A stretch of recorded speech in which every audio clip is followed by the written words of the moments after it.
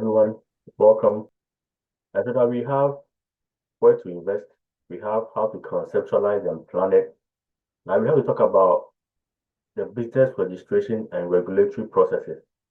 And since we are mostly Ghanaians and our audience are most likely going to be Ghanaians, we are going to look at the case of Ghana. And so my brother Daniel will take that question for us. Okay, thank you very much. So the question is, at what stage must one register for business? And some of the business registration options that are available.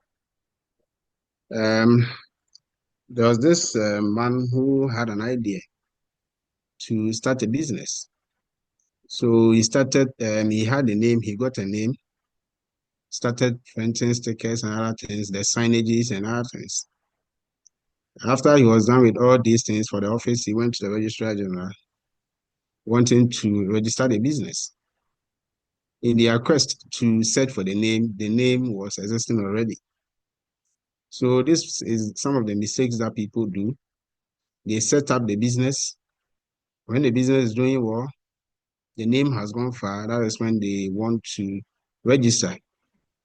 In Ghana, before you can register or before your name can be accepted, there has to be a name search at the registrar or the office of the registrar of companies before it is accepted and you are registered with.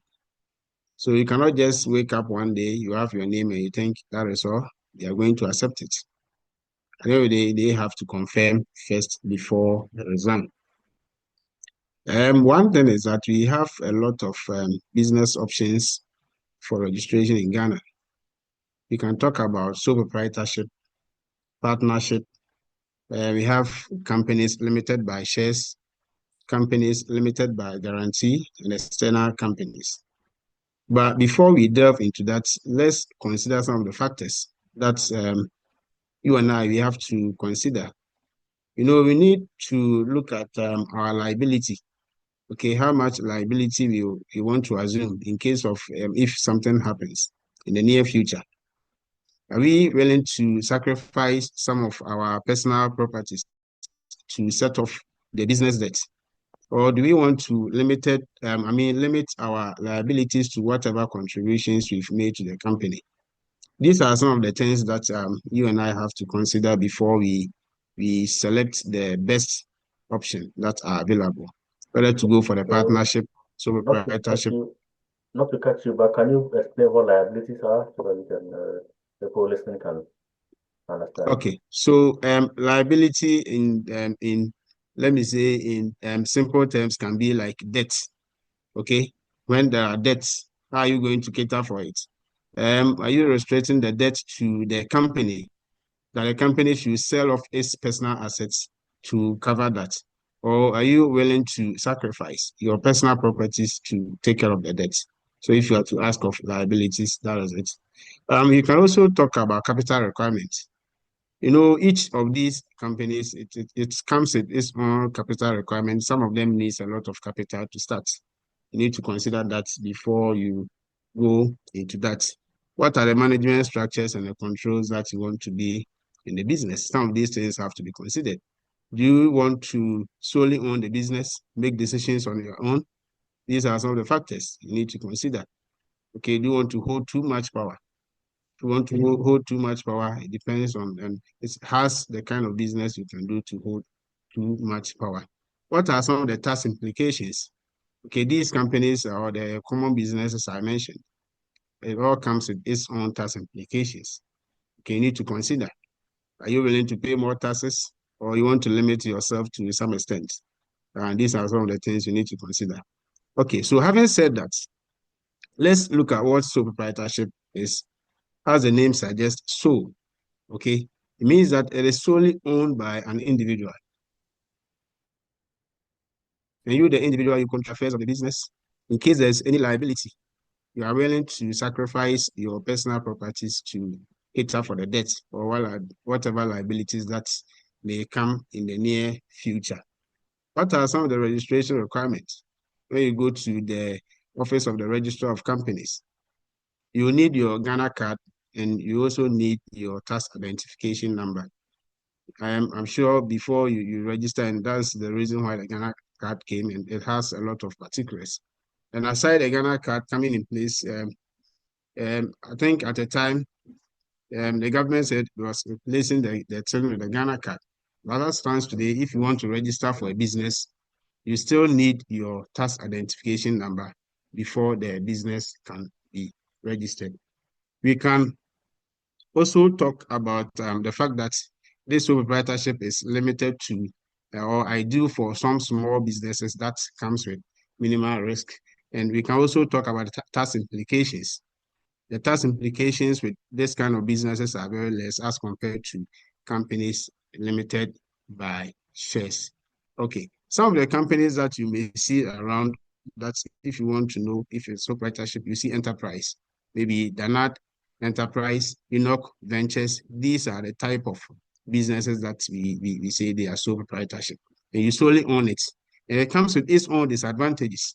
In your absence, the business might not be able to continue because you signed signatories or the bank accounts, everything were in your name, you were sole signatory to the bank accounts and other things.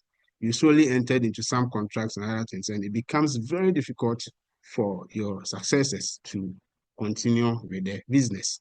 And it's just require one person to, start a sole proprietorship, just as the name suggests.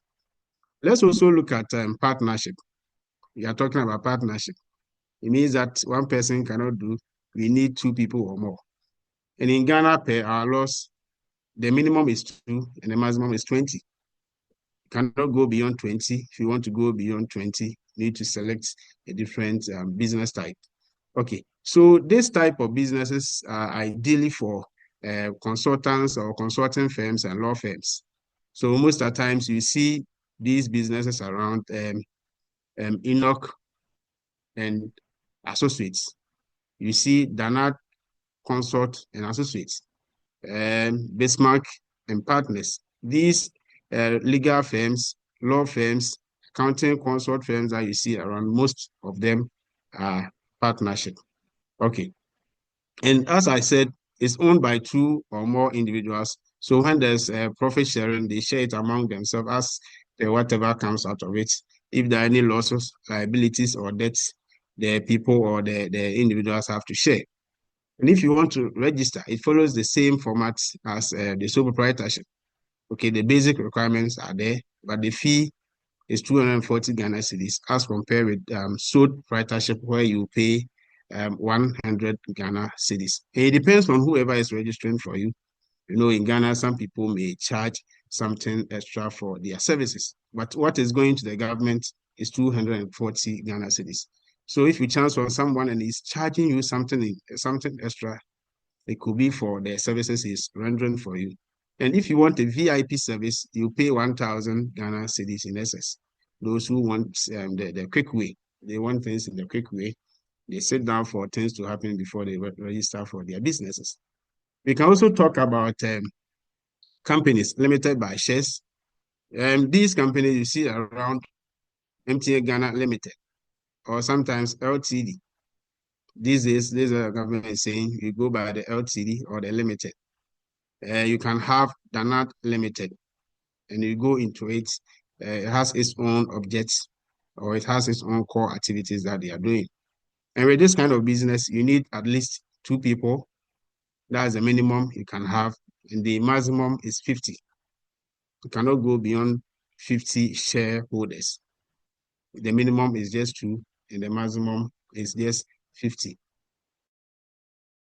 And it comes with a cost of 450 Ghana cedis. Aside this 450 Ghana cedis, there's an extra charge of 1% of the stated capital. The stated capital is how much the business is willing to start with. So let's say your stated capital is 10,000 Ghana cedis. They're going to charge you 1% of the 10,000 Ghana cedis and add to the 450 and you pay for it. And before you can register for this kind of business, you need auditors. You need external auditors who are chartered, registered with the ICAG, Institute of Chartered Accountants Ghana. They should be working with them, and they are certified. And they need to give you a consent to act as auditors for you. You also need a company secretary. Now in Ghana, in the past, people can appoint two directors, and one of them, without any professional background, can act as a secretary. But now, currently in Ghana, per the laws and the amendments made, the secretary need to have a professional or belong to a professional body like ICAG. I think we have another one, secretariat, the legal firms and other things. You need to belong to these firms or be part of these professional bodies before you can act as a secretary. So if you are two directors, two shareholders, you start a business in farming, you want to register. One of you can only act as a secretary to the business if that person holds a professional body. And that you need a third party who has these qualifications to act as a secretary. Okay. And as I said, in case of any liability, okay, or if they take the company gets into any legal issues, the director's personal assets or properties cannot be sold to offset the debts. Okay, the debt is limited to whatever contribution you made into the company. As compared with the sole proprietorship, if there is any issue, they can take you on. So we can say that the sole proprietorship, the company is attached to the individual. But when we come to the companies, we say that they are independent of the individuals who are running it. There can only be issues where they lift the veil and the individuals can be attacked personally. But under normal circumstances, if anything happens, they are all limited to the companies. The companies are acting as a natural person to enter into contracts to deal with, individuals. So it could be that you signed on the company's letterhead, but if anything happens, you cannot be held responsible for that. We also have the companies limited by guarantee, and these ones are solely for non-profit making organizations, charity organizations, and other things. And the charge for that is 430 Ghana cedis. It also follows the same format as the company limited by shares. Okay, so having done all this and having known the kind of company to select, beyond it, we have certain regulations that come with it. The first one we mentioned, the regulation, that's the business registration. You want to register your business, there's no way you can go in Ghana than the Office of the Registrar of Companies. At first, we used to call them the Registrar General Department, but now the Office of the Registrar of Companies. We also have the tax registration, and in Ghana, the sole body to register for tax issues or take care of tax issues, the Ghana Revenue Authority. You go, okay, you cannot register a company without Ghana Revenue Authority. And now Ghana, because of the system, the digital system that we have, once you register with Register of Companies, your details will hit with GRA. It's instant. They've linked the system, they've synchronized the system in such a way that once you register, the GRA already knows that you as an individual, you've registered with Registrar, the Office of the Registrar of Companies. And these days, you cannot run away with taxes. So you'll be there and they will just call you using the Ghana card and other things. Okay, so with the Ghana Revenue Authority, they will register you for the tax identification number. Beyond it, you also have to register for the tax types. Okay, either you are dealing in businesses that require value-added tax for you to charge taxes and levies. They have to register you for it. You'll be paying your workers. So they need to register you for PAYE. That's the pay as you earn. Okay, you'll be withholding on behalf of the government. That's withholding taxes. They register you for that. They also register you for the corporate taxes. That's the 25% normally for businesses. Okay, we can also talk about business operating permits, the MMDAs, the municipals, the metropolitans, and others. That it depends on the location in which you are. You set up a business. You cannot just start working and engaging activities. You will sit there one day and they will come and ask you, where is your business permit? These people are going around day in and day out chasing people. We can also talk about EPA, Environmental Protection Agency. Depending on the kind of industry, some industries do not require a permit from EPA. So if you are into consulting, like Ghana Consults, I don't have anything to do with EPA. Okay, so as we said, depending on the industry that you are in, if you are into any business that affects the environment, when manufacturing business, your activities has an impact on the environment. If you don't register with EPA, one day they will come with fines and other things. They will say charge you, the cost you incur will be more than what maybe you would have paid if you had registered with them initially. We also have sector-specific regulations. If you want to go into, Bismarck mentioned lending. Okay, you want to lend money to people. You cannot just Ghana set up business and start lending money to people. You need to register with the BOG, Bank of Ghana. Those ones that are related to SEC, you need to register with them, get the appropriate license before you can do business. You can also talk about the mining sector, the legal mining and other things. You need a mining permit before you can set up. You cannot just wake up one day, you have the means, you got a lot of money, you want to start business and you get your machines and set up. They will just come and arrest you. They will come and they will ask you for the appropriate permits that you have. Pharmaceuticals, you need to register before you can set up. So in all, just as we said, you need to look at the kind of business you want to register, the kind of, these business types, which one do you want? Okay. Some people can start with a sole proprietorship at a point when they want other people to come in, they want capital injection, they'll get other people to come in and they'll move.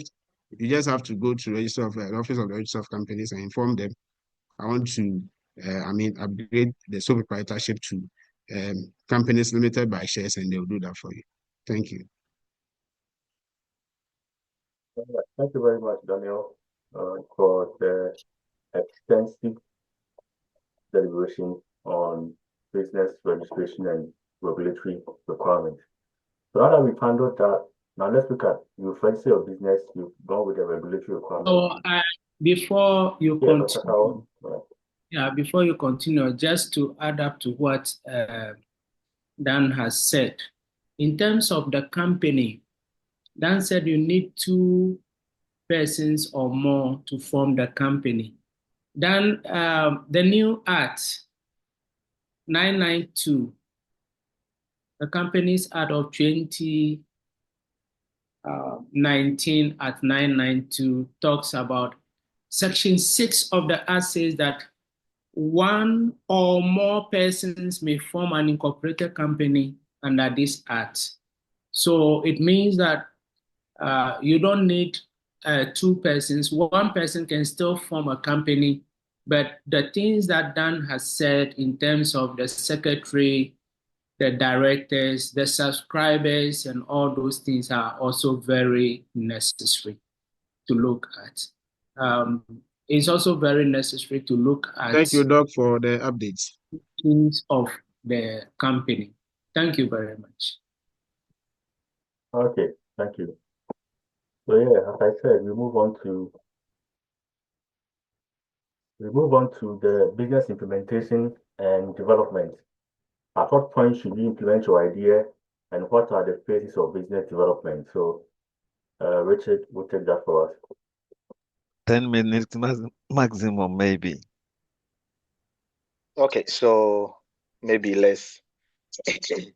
So at what point should we, I think if I got a question right, at what point should you implement your business ideas? I think in the first place, as soon as possible. As soon as possible, because one, business ideas come in response to societal problems and issues. And those issues will not continue to be there. So if you think of a solution to a problem, the problem will not be eternal, unless really it is eternal like sin, where Jesus Christ came to die for us. But I mean, as soon as you can roll out your solution, so should it be, so that you can take advantage of the problem and milking. And again, I guess you are not the only one who has a brain in your head. So whilst you think of the solution, I'm sure somebody is equally thinking of the solution. In business, we have the first mover advantage, and those who will come in later. First mover will mean there's a problem or there's a new thing, you jump on it first. There are a lot of advantages that come with it before others will jump in, like the smartphone industry. So Samsung and the Apples jumped on it. And by the time Nokia was ready to come up, the market has been dominated by the two companies, even though Nokia was the market leader prior to the smartphone industry. So the timing is key and it is just as immediate as possible, except that you need to make sure that some things are in place. One, and we've talked about a few of them. Ordinarily, if you think of a business idea, you need to check how feasible it is.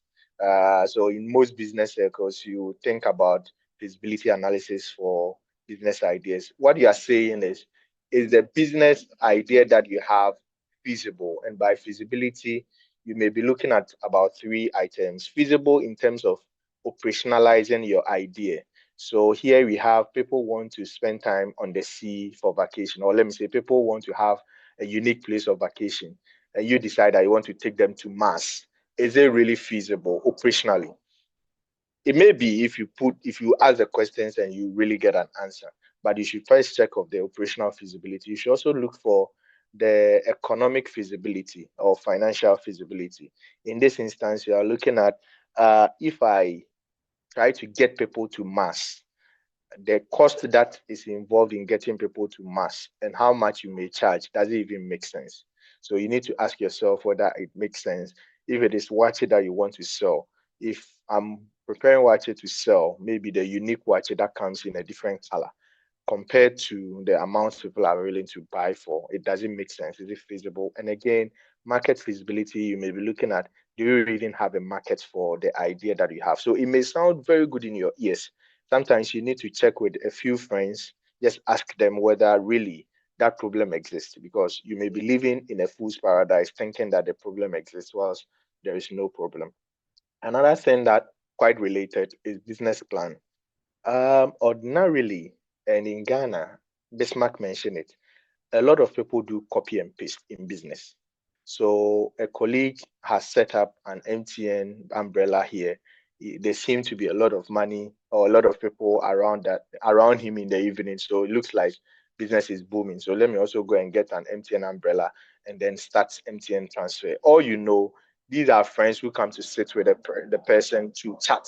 So they are not really bringing in business. So it is always good to develop a business plan. And by the business plan, I think key components you may be looking out for is the market.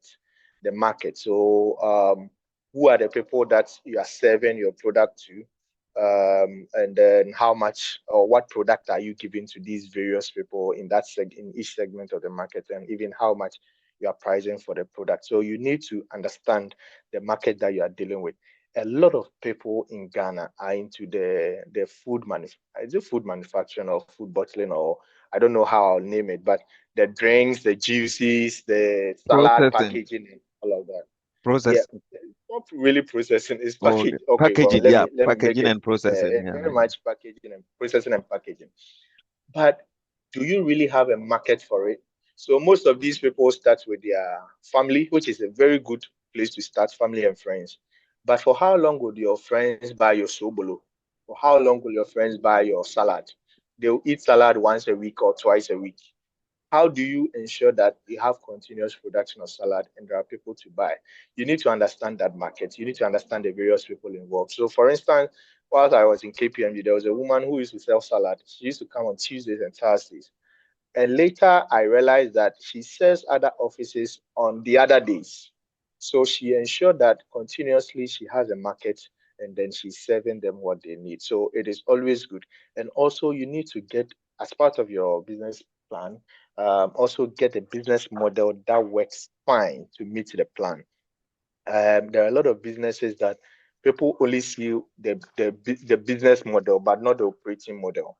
They don't see how the business gets done, but they see the output of the business. So what I'm saying, so for instance, there is this skincare seller in Adenta who sells the best skincare you can get. Okay, one of the best, I should say. Her fishes are so nice and fresh. Apparently, in conversation, I understood that She buys the kenke from somewhere else and then only comes to fry the fish. So her marketing point is the fish. But she knows that she has a reliable source for kenke, which is good to balance the fish. That operating model, how you would execute on your task, is very key. And for some businesses, it may be quite capital intensive. But if you structure your model so well, you don't really need the money. And one business that I thought of, maybe I may not have registered my intellectual property, but if I hear somebody doing it, I'll charge it. Is logistic movement, and Bismarck mentioned the after opportunities. But I was looking at, if you have a friend who has a truck, and I have a friend who has a truck, because they have a shop, so they buy stuff and they have their trucks. You just have to speak with a person. All you need is to design a flyer, market it for logistic movement. And then if somebody wants you to help, you negotiate with this your friend who has a truck, speak with the person, agree on the day that the truck is free. You come and use it, and then you move the item, make your money, and you pay the person. You don't need to buy a truck. So always you need to understand the business model that works for you. It's you, people may only see the output, but you should know how you deliver the output so that it is efficient and it is profitable enough. So it is always very good. I think another checklist that you may need to identify is what I think Danny said.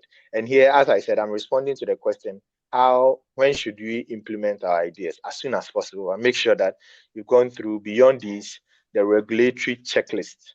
So if it is food processing, perhaps you need to check with FDA to make sure that they've certified your food that it is good to market. You need to make sure that the business is registered. You need to make sure that your taxes are all covered. But especially on the side of the food regulation and maybe EPA as appropriately may be required, you need to make sure that you've ticked those boxes. What else could I talk about? I think your team. So, for instance, if you think, and if you're doing a sole proprietorship, there are times that you need support. You need to make sure that perhaps the support is there. There are days that you are not there. And for most people who may be listening to us, they may be doing a full day's job and they may be adding something to it. If it means bringing in a motor rider who would help you to do the distribution, so be it. You make sure that you have a good team. So if you start marketing, you should be able to deliver because your reputation is at stake. And for a startup, you don't want to start on that footing. So you make sure that you have what it takes to hit the ground. Also, you need to identify some risk involved. There are a lot of risk that, as I said, people do not even ask the question, but they see that the wache seller is getting a lot of customers. So let me also build the wache. Perhaps you don't know beans before you realize the beans is spoiled. What are your risks? Supply of beans, supply of rice can just go up. And in Ghana, we've realized sometimes the shortages that come. If the beans that you are buying from Niger for your wache is not reliable, I mean, the supplier is not reliable, what are the alternate supply arrangements that you can do to make sure that all of this is in place? So essentially, if you have an idea, just test the idea that the idea is marketable, it is operationally feasible, and it is profitable. Also, make sure that you have a business model and an operating model that will support the business model, as in a system that will make you achieve the business that you want to do. Make sure that you've checked with all the regulatory measures and you've passed all of that before you go out. It can run you down. The cost of paying some of these penalties for not doing all those checks can be very expensive. So make sure you have that. And make sure that the team that you have is good. Again, I think one major thing that perhaps I missed is timing. And of course, that answers the question. If you have the best idea, let's say you've encountered a commercial business, you want to sell umbrella, your friend is in China, called you that, oh, umbrella is cheap here, so can I send some in? And perhaps you are in the season that we find ourselves in Hamatan. It will make absolutely no sense for you to import umbrella to come and stock in Ghana till the rainy season, which may come after 4 months. It is expensive, it is useless. So you make sure that the timing is right. But also on the timing, you can take advantage. there are some things, if especially you are doing commercial business, there are things that can be quite cheap from stores, again based on timing. So for instance, if the Westerners switch to the summer period, you know that most of their winter clothes become a bit less expensive, the pullovers and all of that. If you are in a market for that and you have a good storage space, you may want to buy cheap and then resell when perhaps we also get into those seasons. So timing is also good. You don't just jump into it. Otherwise, it may not be the peak period for you to make money from the business that you want to get into. The second part of the question, I'm not sure if I spent all the 10 minutes that was given me, You have was about 2 minutes. I think I have 2 minutes. I think that one was the business, the phases of business development. I think it may come with maybe the cycle of of of the life cycle of businesses. You will start. Sometimes the ideation can take forever, especially if it is something that is research based. You make sure that you've done the necessary research to uncover everything that you need to know, and then you start. If you start, it will go through this cycle up and down before it picks up. One, during that period, you may have to do a bit more marketing. You need to even sometimes adjust your price, and especially if it is a market that is a bit saturated. So, for instance, if there is a market that people have salad or something that they are selling, and maybe fruit juices, you may come in at a relatively cheaper cost prices as long as your cost can manage it so that you can penetrate the market and then make some good money from there. And then eventually you will grow. You will have a customer base that are a bit certain so that you know that every week you are able to sell 100 packs of fruit juice or something. That you can plan with it. That is where perhaps your profit will start coming in. You are able to project, you are able to think through whether you need to buy in a new and bigger utensils that could help you to develop what you are doing.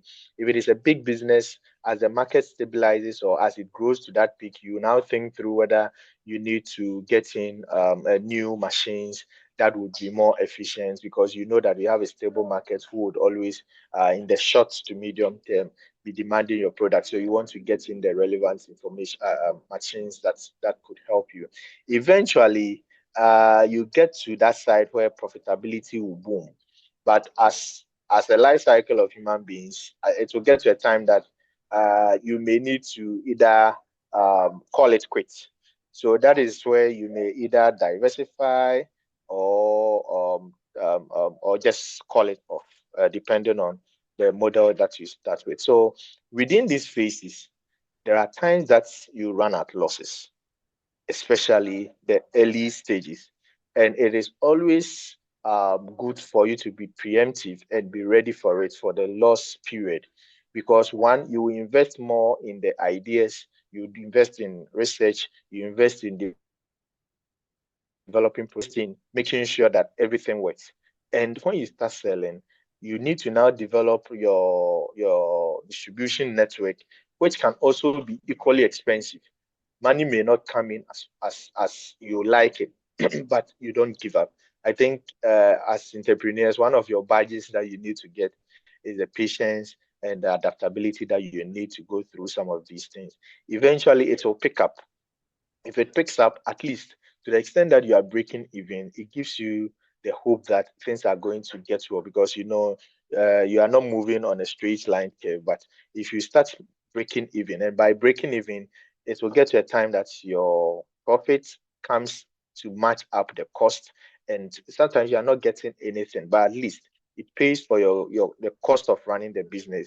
That is the place that you need to even put in more marketing because at that point, as long as you sell more, you are able to make more money in terms of profit. So that's the period where you push in more marketing, you push in to make sure that you get new markets or new people that are interested in your product. Another thing is the problems, as I said earlier, do change.